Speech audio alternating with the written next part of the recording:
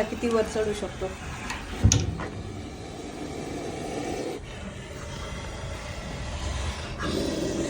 उन्हाळा चालू झाल्यानंतर उन्हाळ्यामध्ये असे मोठे मोठे नाग आहे ना बाहेर पडत असतात. मिलन कालावधी आहे त्याच्यामुळे तुमच्या घराच्या आसपास पण तुम्हाला दिसू शकतो. नागाचा सीजनच चालू आहे ना. तर विषारी जातीचं साप आहे. जागा बघतोय कुठं लपू कुठं लपू. स्टिक माझे